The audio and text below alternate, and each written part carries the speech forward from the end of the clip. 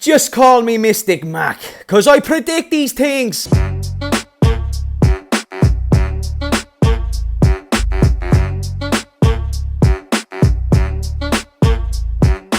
hello there everyone, welcome back to James Redmond TV and welcome to another Redmond Roundup. Guys, we are bringing you the real news on the JRTV YouTube channel. I've been telling you this for a while. Fabrizio Romano came out today. He basically copied James and he confirmed Liverpool aren't going to negotiate the fee because the fee that Chelsea wants is too high. He said it in a video, it weren't a tweet. But yeah, Liverpool are not going to be entertaining the idea of bringing Colwill here purely on the premise we can't fucking afford him. Now, why is this a problem? I've been mentioning the idea, which I asked the chat the other night as well, like, oh, do you think we're going to sign any more players? And the chat was saying, yes, got to sign a centre-back, must sign a CDM. I said you're high on crack cocaine, because in case you don't remember, we are sell to buy. And even if you agree or disagree with the fact that we should be sell to buy, that's just the way it is, you know? And we have not got any assets to sell. So in my opinion, let me just put this all together. We have got no players to sell. We've already bought 2 players for a combined £100 million. We have sold nobody. We are sell to buy. Doesn't really correlate on how we're going to cough up 60 million for a 19-year-old centre-back. I had a lot of concerns about the rumour. I spoke about it because the reason why it was important to speak about it is because the crest of Liverpool still holds weight. Levi Colwill, I think, if we offered the right price, the right structure at the club and the right role, he's going to come to us without many hesitations with the state of the club that Chelsea are in right now. And that opportunity of your Europa League, just to even play it, I think would have been massive for him. We would have been able to pay the wages that Brighton couldn't have. And bear in mind, Brighton seem to be the only other team interested now. You can never dispute a team from Italy maybe coming in like they did with Tomori. But Man City wouldn't have got him because they've already got Diaz, Stones, even the Harwood Bellis. You know, he was the partner in the under-21s European Championship for Colwill. And then, of course, Tottenham, not really going to go out there and get him. They've just bought a different centre-back. Arsenal, plenty of centre-backs, bought Timber. We really was the team with the free licence to go and get Levi Colwill until John W. Henry pulls out his bank card and then doesn't pay it. Now, it's fine if you don't think Colwill's good enough. 60, 70 million would have been a lot of money. And there's very little Liverpool can do if Chelsea are asking for too much of a price. So I'm not trying to blame us too much. But it was one that we were a fan of. We do need to get a left-sided centre-back if we're going to maintain the system that we had at the end of last season.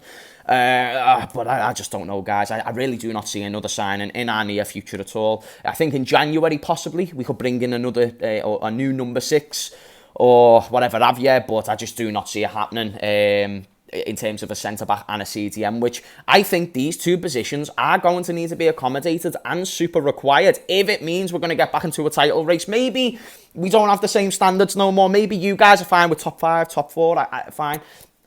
I'm thinking, okay, how do we get from here to here? And we're not going to do it in the short term because we don't buy the big world-class players in the short term. So we need to start looking at the long-term options. And I think Colwill would have been a good option for that. Homegrown, great attributes as a centre-back, pacey, reads the game well. I just think it would have been smart, but it turns out it's one that we're not overly interested in. So I felt like it was important to bring that to the forefront in this video, that we can probably now stop entertaining these Levi Colwill links, because even though I do think he would have been open to a move, we're not going to be willing to negotiate, which I've been trying to say for quite a while now. So yeah, it's all come to fruition. And also you consider, who are we going to sell? Because maybe you're thinking, James, even though we might not get Colwill, we might still get Lavia. Nat Phillips might go to Leeds for 10 million. Jordan Henderson might go to El Ettifaqui. Outside of those 2 transfers, who else are we selling? Kostas Tsimikas? Because maybe, yeah, we could get 20 mil for Kostas. But then I respond, who's then the backup left back? And then we need to spend money on a backup left back. So we're just giving ourselves one position, which, let's be honest, we need priority. Now, if we do go 3 at the back, then we don't need Kostas Tsimikas. So then, yeah, you can sell him. But there's no guarantee that's going to happen. And the system we played towards the end of last season, it was simply to accommodate that we went from a counter-pressing team in the early part of Klopp days to then playing. We wanted to be a bit more creative because teams then started sitting back and realised that we were counter-pressing them and we'd done it so well that they couldn't stop us.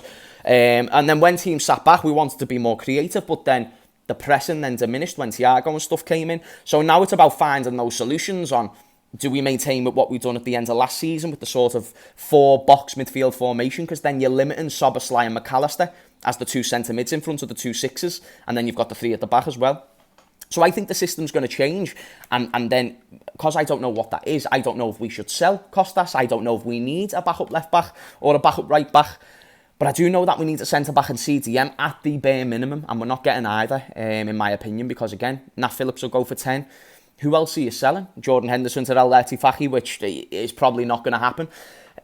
Where's the assets? Where's the selling aspect of the sell to buy? Because we've done buying. Yes, we need to do more buying, but then we forgot the selling. So guys, let me know in the comments down below how you feel about this, and is there any other cheap alternative centre-backs that Liverpool can get that's also homegrown?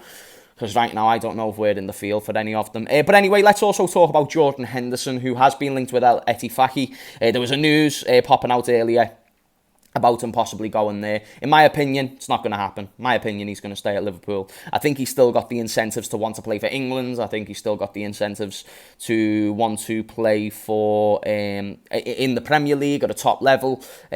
Probably might want to achieve more with the club and this, that and the other, which is fine, by the way. I'm not having a go at it. I just think, with everything involved, if he did go to Saudi, there's a lot of complications there. He was a bit, Liverpool and Jordan Henderson especially were on the front line for the LGBTQ campaigns, and without me getting into my opinions about it all, I understand in Saudi, listen mate, there'll probably need to be an explanation of some sort if he was to go there. And I think the offer there was a 50% increase in wages and all these things, but I don't know, I never saw it as Jordan Henderson wanting to move his family all the way there. It just didn't make too much sense to me. But at the same time, Steven Gerrard wanted him. I think Jordan Henderson has still got a tiny decision to make, but I think it's already pretty much made up, to be honest. I don't think there's a huge incentive for him to go there. But let me know if you think that there is. Let me know if you think that there's a possibility he should go there and whatnot. And then the final question I'll ask is, do you think we're going to sign anyone? I'm not right about everything, and I certainly didn't think we were going to get Szoboszlai, so you can't dispute the idea of a new guy coming in who's just like a RKO out of nowhere and we never seen him coming. That could happen. But then I ask, where's the funds for said player?